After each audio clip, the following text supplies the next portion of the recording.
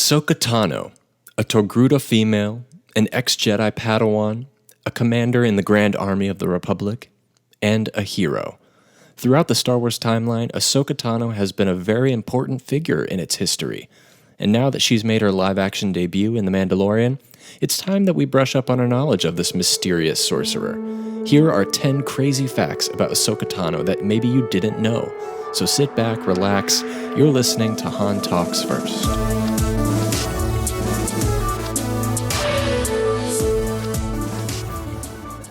So these top 10 interesting facts about Ahsoka Tano are in no particular order, but I did save what I believe to be the most interesting one for last.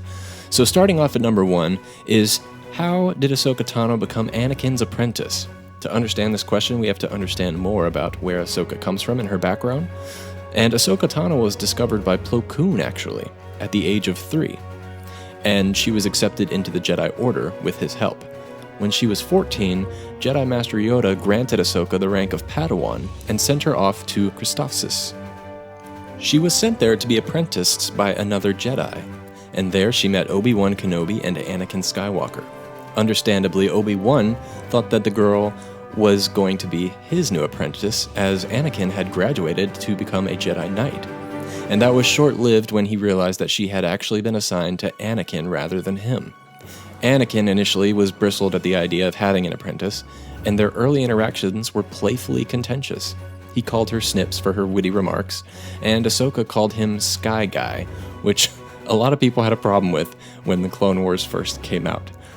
But their relationship began to grow, and Anakin gained a newfound respect for Ahsoka when she creatively destroyed a separatist shield generator, saving his life in the process. Number 2. What is the significance of her headdress? Ahsoka wears an intricate headdress atop her montrals. The triangle pieces in the headdress are supposedly made from the teeth of an akul.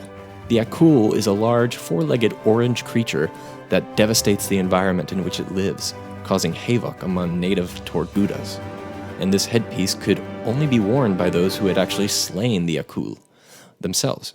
So at some point during her youth, between listening to Yoda's lectures and study sessions at the Jedi Archives, Ahsoka went out and slaughtered a giant carnivorous beast. Fun fact, Shaak Ti is actually the only other Jedi we know of who also sports this same headdress, so she must have taken an akul down as well.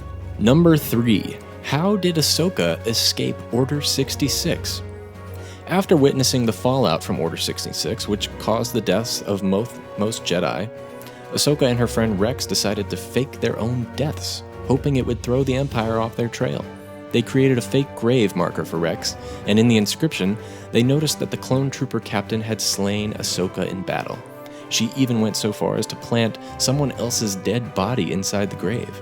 But most importantly, Ahsoka even planted her lightsabers in the dirt around the gravesite, which made her death appear even more convincing, since Jedi, of course, are rarely willing to part with their lightsabers. Number 4. She is one of the most elite Jedis. Within the Star Wars canon, only a few characters have been known to deactivate an opponent's lightsaber with the Force.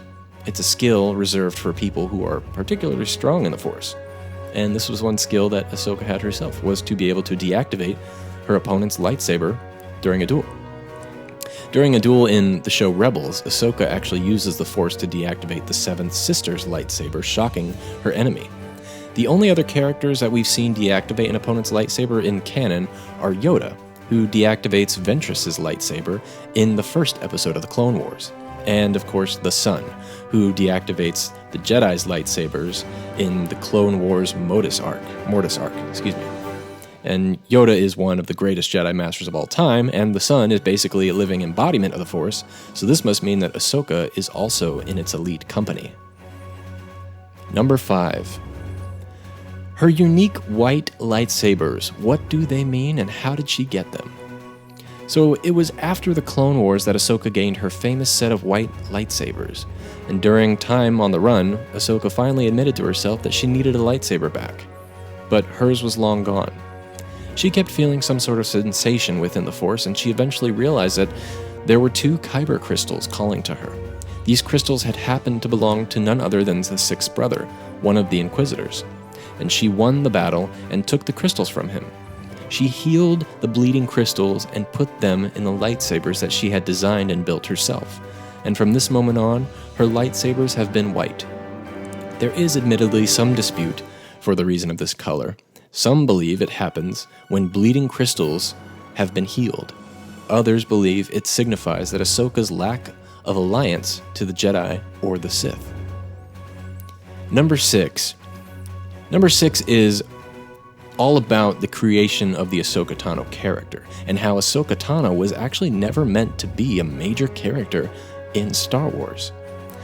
So Dave Filoni originally planned the Clone Wars series as a story that wasn't about Anakin and Obi-Wan at all. He actually intended the story to be about a motley crew of a spaceship, including 2 Jedi, and Ahsoka, who was then called Ashla, had a different Jedi Master entirely, and was not intended to be familiar with Skywalker and Kenobi. Now, the name Ashla itself has a history. Originally, it was a term that was going to be used for the light side of the Force in George Lucas's very early drafts of Star Wars. And it was also used as the name of a Togruta in Attack of the Clones. And it was George Lucas who decided to move the story of the Clone Wars right into the middle of the Star Wars saga, in between episodes 2 and 3, making Ahsoka Anakin's apprentice, and using her to tell the story of how Anakin develops as a teacher and as a Jedi between Attack of the Clones and Revenge of the Sith. Moving on to number 7. Ahsoka is not a Jedi? Ahsoka is in an interesting position. When she was on the run from the Jedi Order, it rustled her faith in their dogma ways, and she had to form her own path. Some theorize that this is a gray Jedi. The term gray Jedi, or the gray, have 2 different meanings. The first one is that it was used by Jedi and Sith to describe Force users who walk the line between the light and the dark sides of the Force without surrendering to the dark side. And the second meaning is that it described the Jedi who distanced themselves from the Jedi High Council and operated outside the strictures of the Jedi Code. However, those who were considered to be true gray Jedi met both qualifications and did not belong to any particular Force tradition. Ahsoka, she fully embraces the light side of the Force, but she does not commit to the narrow, strict rules of its Jedi Council usage of it. So she has the freedom to use the Force in whatever means she wants to. And this is exemplified in The Mandalorian, because we see her kind of, when she goes to the village, she's just killing people. And it's not in self-defense, as would have been the way the Jedi view it, but she actually views them as bad people and wanted to take them down. Number 8. Her species is more receptive to the Force. So according to the Old Republic video game, which I know a lot of you have played, you tell me about it all the time, the Togrutas are more receptive to the Force than other species. And their horns, which are called montrals, they can pick up an ultrasonic wave, which gives them a slight advantage against their opponents. And also, since their value in tribal unity is very high, they would presumably have little difficulty serving the Order, which always requires putting the needs of others before your own. And these traits make more receptive to the ways of the Jedi. Number 9. Ahsoka Tano might have poisonous teeth. Now, this is just a rumor, but the rumor is that her species has poisonous teeth. And this is another detail about Togruta species that is not directly stated in the Clone Wars, but instead this comes from the Legends universe, where Togrutas have a taste for a rodent called a Thithmiar, which they can bite into and kill painlessly. And because these rodents are known to have spasms after death, it gave the impression that the Togruta had poisoned them with their teeth. The Togruta canine teeth are poisonous, though they're just very precise, enough to paralyze their prey, even if they didn't know that they were doing it. Number 10. I find this to be one of the most interesting facts about Ahsoka, and this is true. It is in the Rebels Season 3, I believe. It might be Season 2, but it's definitely in Rebels. And this is that Ahsoka Tano is the only other Jedi besides Luke to to take on Vader in a fight and actually have an advantage. One of the most famous battles in Rebels series happened while they were on the planet Malachor. Having already faced the Inquisitors and Darth Maul, they now had to face Darth Vader himself. And Ahsoka was always a target for Vader's, thanks to the knowledge of the time spent with Anakin Skywalker. That made her one of the few people capable of fighting out his true identity, which made her a risk.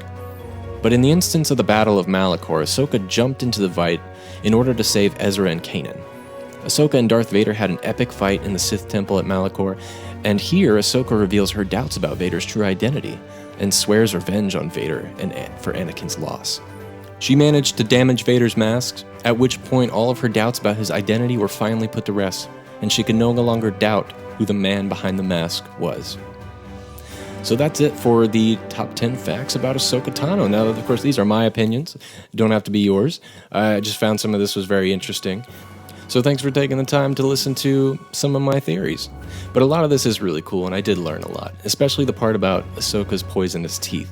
And of course, it's rumor. It's not stated anywhere in novels or anything, but it could be true, and if it is so, that's actually pretty cool. I'm really excited to see Rosario Dawson continue to come back and play Ahsoka Tano, and I think she does a great job. So thank you guys so much. Please check out the social media at Han Talks First Podcast. Thank you so much for listening today, and now somehow, some way, somewhere this week, may the Force be with you.